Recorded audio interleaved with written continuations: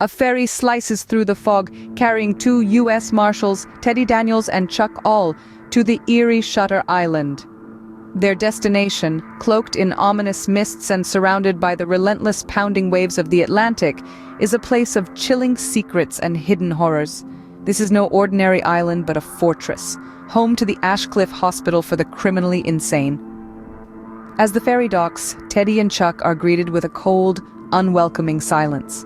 Stepping onto the island, they are immediately swallowed up by its eerie stillness, the only sound being the rustle of their footsteps and the distant echo of seagulls. The island, with its hauntingly beautiful but desolate landscape, seems to hold its breath, waiting, watching. The Ashcliff Hospital, a towering and imposing structure, looms over the island like a silent sentinel, its high walls and barred windows a stark reminder of the darkness that resides within. It's a place where society's worst nightmares are kept under lock and key, a grim monument to the unimaginable depths of human depravity. Upon entering the hospital, they are introduced to a world where the boundaries of sanity and insanity blur, a world where the patients, each with their own twisted tale to tell, are the ghosts that haunt the corridors, a world where the staff, with their cold clinical gazes and guarded expressions, seem just as trapped as the inmates they guard. The reason for Teddy and Chuck's visit to this island of lost souls: a patient, a woman, has disappeared, vanished without a trace from her locked room, a mystery that sends a chill down the spine, a puzzle that begs to be solved. As they delve deeper into the hospital's mysteries, the tension is palpable, the air heavy with the weight of unspoken fears and whispered secrets. Every corner turned, every door opened, reveals another layer of the hospital's disturbing past, another piece of the jigsaw that is Shutter Island. As the gates of Ashcliff Hospital close behind them, an unsettling feeling takes over. The journey into the heart of darkness has begun. Welcome to Shutter Island. Shutter. Inside the walls of Ashcliff, Teddy and Chuck begin their investigation into the disappearance of Rachel Solando. As the investigation takes its course, Teddy and Chuck start to perceive the unsettling atmosphere of the hospital. They interview the staff, from nurses to doctors and even the patients. Each conversation, each interaction, adds another piece to the complex puzzle of Rachel Solando's disappearance. The staff maintain their professional demeanor, but beneath their calm expressions, there's a sense of unease, as if they're holding back a secret too dangerous to reveal. The patients, on the other hand, are a mixed bag. Some are cooperative, others are hostile, and a few are simply too lost in their own minds to be of any help. Yet, in their ramblings and their silence, Teddy and Chuck find clues, hints of what might have happened to Rachel. However, it's not just the case that starts to consume Teddy. He begins to have recurring nightmares, vivid and disturbing, that seem to be triggered by the hospital itself. Images of his dead wife, Dolores, haunt him, her voice whispering in his ear, warning him about Ashcliff, about the lighthouse. Yes, the lighthouse, a solitary structure standing tall at the edge of the island, a beacon of mystery that Teddy becomes increasingly obsessed with. Despite the staff's insistence that it's just a regular lighthouse, Teddy can't shake off the feeling that it hides something crucial to the case, to Rachel, and maybe to his own sanity.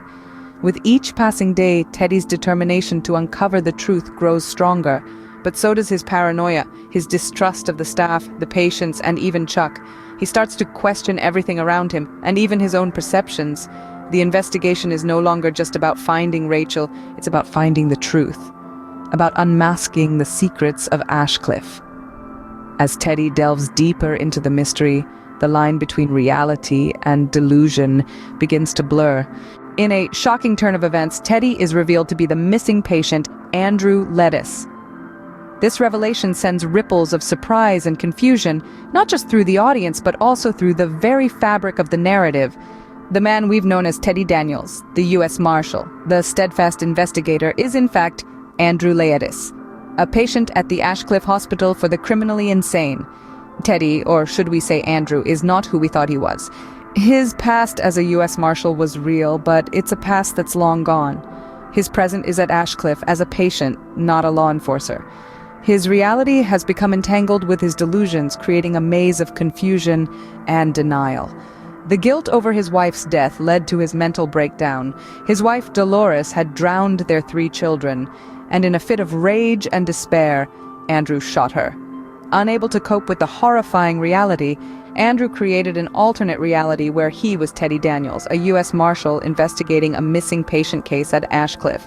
The architect behind this elaborate roleplay is none other than Dr. Cawley. His approach to treating Andrew is unconventional, to say the least. Instead of resorting to lobotomy, the standard treatment for violent patients at the time, Dr. Cawley orchestrates this elaborate roleplay. He plays along with Andrew's delusions, letting him believe he is Teddy Daniels, in a desperate bid to help him confront his past.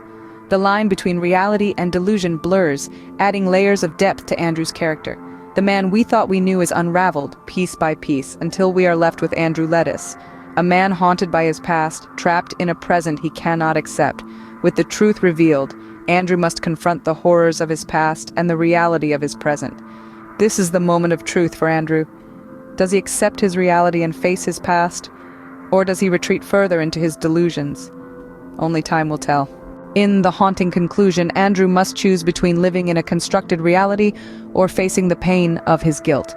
Andrew Lettuce, portrayed by Leonardo DiCaprio, is no longer a U.S. Marshal investigating a mysterious disappearance, but a man trapped in the labyrinth of his own mind, burdened by guilt so immense it shattered his sanity.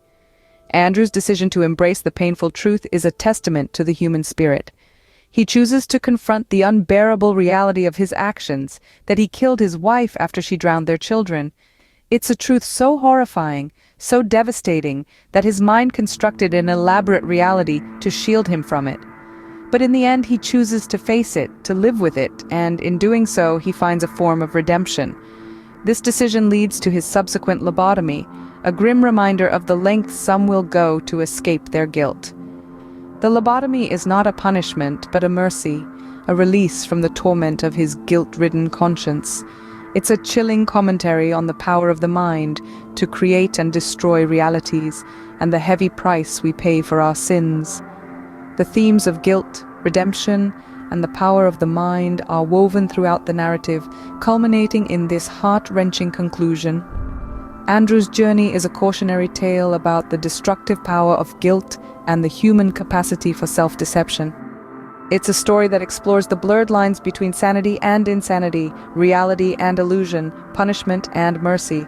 It forces us to question our perception of reality, to consider the power of the mind to construct elaborate illusions to shield us from painful truths. As Andrew is led away for his lobotomy, he leaves us questioning the nature of reality, sanity, and the cost of guilt. Shutter Island is not just a thriller, it's a thought-provoking exploration of the human condition, a haunting tale of guilt, redemption, and the power of the mind to shape our realities. It's a film that stays with you long after the credits roll. Andrew's story is over, but the questions it raises linger, echoing in the silence. Shutter Island, a masterful blend of mystery and psychological thriller, keeps us on the edge of our seats till the very end. The narrative, packed with unexpected twists and turns, unravels a complex labyrinth of human psyche, deceit, and guilt. Our protagonist, Teddy Daniels, undergoes a remarkable transformation. His journey, from a confident federal marshal to a tormented man grappling with his past, is as unsettling as it is enlightening. The movie's themes of identity, reality, and the human mind's capacity for self-deception resonate strongly. Martin Scorsese's direction is impeccable. His knack for suspense and psychological exploration shines through. The performances, particularly Leonardo DiCaprio's, are commendable for their intensity and emotional depth.